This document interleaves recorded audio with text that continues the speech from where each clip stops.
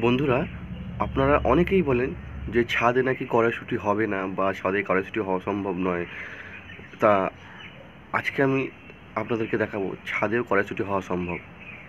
বন্ধুরা, আমি বাচ্চু, আর আপনারা দেখছেন আপনাদের প্রিয় গার্ডেন বিষয়ক চ্যানেল গার্ডেনার ফ্যামিলি। বন্ধুরা, আমি যে ভিডিওগুলো বানাই বা ভিডিওগুলো আপনাদেরকে তুলে ধরি, সেই ভিডিওগুলো যদি আপনাদের ভালো লেগে থাকে, ভিডিওগুলি অবশ্যই লাইক করবেন। আমার চ্যানেলটিতে নতুন হলে আমার চ্যানেলটিতে যদি আপনি নতুন হয়ে থাকেন তাহলে সাবস্ক্রাইব করবেন, বন্ধুবান্ধবদের সঙ্গে শেয়ার করে দেবেন। চলুন দেখি যে ছাদে কীভাবে মটরশুঁটি আপনি চাষ করতে পারেন, দেখে নেওয়া যাক। চলুন বন্ধুরা, প্রথমে আপনাদেরকে এই ধরনের কোনো ক্যারেট জোগাড় করে নিতে হবে। এই যে দেখছেন এই ধরনের ক্যারেট, এটা মাছের বাজারেও পেয়ে যেতে পারেন। মাছের কোনো আড়তে যেখান থেকে মাছ আসে সেখান থেকে সংগ্রহ করতে পারেন। বা এই ধরনের প্লাস্টিকের ক্যারেট, এটা আপনি সবজির দোকানে বা ফলের দোকানে এই ধরনের ক্যারেট আপনারা পেয়ে যাবেন, খুব সহজেই পেয়ে যাবেন। একটু খোঁজ করলে খুব সহজেই পেয়ে যাবেন। এই ধরনের ক্যারেট আপনারা প্রথমে জোগাড় করবেন। তারপর আপনাদেরকে জোগাড় করতে হবে মটরশুঁটির বীজ। ভালো মানের মটরশুঁটির বীজ একটু আপনাদের জোগাড় করতে হবে, কারণ এটা তো আপনি মাটিতে বা নিচে বসাচ্ছেন না, জমিতে বসাচ্ছেন না, আপনি ওপরে ক্যারেটে বসাবেন বা ছাদে বসাবেন। তাই আমি চাইবো সবসময় আপনি একটু বীজটা ভালো নেন। তা মটরশুঁটির বীজ কোথায় পাবেন? যেখানে দেখবেন গাছের দোকান আছে, যেখানে আপনার চাষের সব দানা বিক্রি হয়, সেই দোকানে গিয়ে বলবেন মটরশুঁটির বীজ দিতে, তারা দিয়ে দেবে। মটরশুঁটির বীজটা ঠিক কীরকম হয় আপনি আপনাকে দেখাচ্ছি। দেখুন, মটরশুঁটির বীজটা ঠিক এই ধরনের হবে, দেখতে পাচ্ছেন?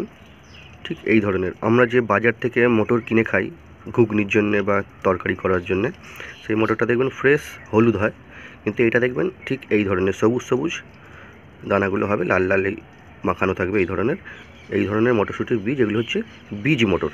এইগুলো থেকে আপনার গাছ হবে এবং মটরশুঁটি হবে। কিন্তু ওই দানাগুলো বসালে, যেগুলো আমরা বাজার থেকে কিনে খাই, সেই দানাগুলো বসালে কী হবে, আপনার গাছই হবে, মটরশুঁটি হওয়ার চান্স খুব কম। তাই বন্ধুরা বলবো, প্রথমেই আপনারা খুব ভালো মানের একটু বীজ সংগ্রহ করুন, যেখান থেকে পারেন, দোকান থেকে হোক, যেখান থেকে পারেন বীজ সংগ্রহ করুন। এটা সবচেয়ে বড় কাজ। তা আপনি ক্যারেট এবং বীজ সংগ্রহ যখন হয়ে যাবে, তখন গিয়ে আপনি একটু মাটি গাছটার জন্য রেডি করবেন।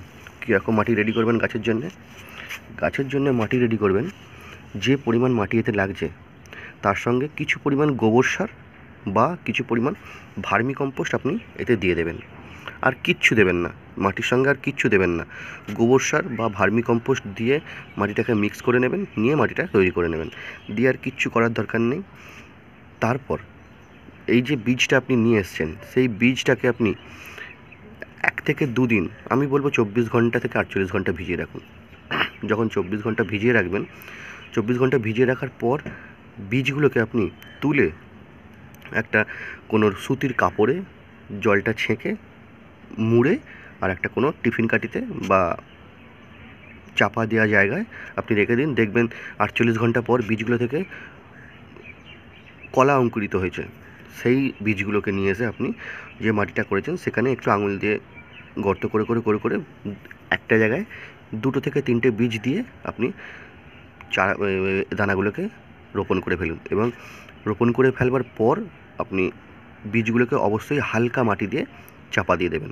তাহলে কি হবে, ওই বীজগুলো আর পোকামাকড়ে খাবে না। এবার বীজগুলো রোপণ করে ফেলবার পর আপনি হালকা করে জল স্প্রে করে দিন। জল স্প্রে করতে হবে কিন্তু আপনাকে। একদিক থেকে জল ঢেলে দিলে কি হবে, মাটিগুলো ধুয়ে বীজগুলো সব একদিকে হয়ে যেতে পারে। তাই আপনি জল স্প্রে করে দেবেন, এতে ভালো হবে।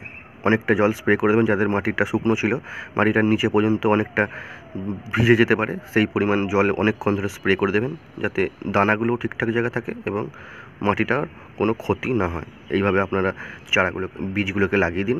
দেখুন, সপ্তাহখানেকের মধ্যে আপনার গাছ খুব সুন্দর বেরিয়ে আসবে এবং দিন 15-র মধ্যে গাছ দেখবেন কত ভালো গাছ হয়ে যাবে। দেখুন কত ভালো গাছ হয়েছে। এবার এই গাছগুলো যখন বড় হবে, তখন আমি দুদিক থেকে কঞ্চি পুঁতে এটাকে একটা ধরে দাঁড়ানোর মতন একটা পজিশান তৈরি করে দেবো। আমি এরপরেও আপডেট দিতে থাকবো, আপনারা দেখতে থাকবেন কেমন করে কী করতে হয়। এরকমভাবে আপনি মটরশুঁটির বীজ ছাদে লাগান, মটরশুঁটির গাছ তৈরি করুন। ভয় পাওয়ার কোনো দরকার নেই। যে যাই বলুক, যারা চাষি হয়, যারা বাগানি হয়, যাদের গাছ করবার ভালোবেসে গাছ বসানোর ইচ্ছা আছে, তারা সব পারবে। খালি একটু ভালোবেসে বসাতে হবে, এই যা, আর কিচ্ছু না। ভক্তি করে ভালোবেসে বসালে সব গাছ সম্ভব। এরকম করে গাছ আপনি বসান, দেখুন ছাদেও আপনার খুব সুন্দর মটরশুঁটি গাছ হবে। দেখুন কত সুন্দর হয়েছে। এই জায়গাটা কোনো কারণে কম পড়ে গেছে বা আছে, দেখুন দানাটা বের হচ্ছে, কিন্তু দেখুন এখনও পর্যন্ত ফুটে ওঠেনি দানাটা। দেখতে পাচ্ছেন বের হচ্ছে দানাটা, এই যে এইটা, এইটা বেরিয়ে যাবে, এইটা বেরিয়ে যাবে, এইগুলো বেরিয়ে গেলে এই জায়গাটা ফিল আপ হয়ে যাবে। তা যাই হোক, এটা হয়তো হয়েছে দানাটা নিচের দিকে বেশি চলে গেছে, তাই দানাটা ফুটে উঠতে পারেনি, বা দানাটা কিছু সমস্যা ছিল তাই দানাটা থেকে গাছ ফুটে বেরিয়ে আসতে পারেনি। যাই হোক, কোনো একটা সমস্যা হয়েছে তাই এই জায়গাটা গ্যাপ পড়ে গেছে। তো চেষ্টা করবেন ভালোভাবে গাছগুলোকে এরম বসে দেয়, একটু গ্যাপ করে মিনিমাম 2-3 আঙুল গ্যাপ দিয়ে 3 আঙুল 4 আঙুল গ্যাপ দেবেন একটা গাছের সঙ্গে। আর একটা গাছের গ্যাপটা যেন 2 থেকে 3 আঙুল গ্যাপ থাকে, সেই হিসাবে দানাগুলো একটা জায়গায় 2-3টে করে দানা আপনারা দিয়ে দেবেন, দিয়ে মাটি চাপা দিয়ে দেবেন। ঠিক এরকমভাবে গাছ আপনারা করতে থাকুন। দেখুন আপনার ছাদে খুব সুন্দর মটরশুঁটি হবে এবং শাকও হবে।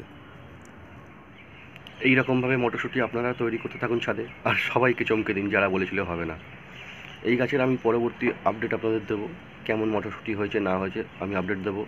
ততক্ষণ আমার ভিডিওগুলো দেখতে থাকুন, ভালো থাকুন এবং গাছকে এরকমভাবে পরিচর্যা করে থাকুন, আর অবশ্যই সুস্থ থাকুন। ধন্যবাদ।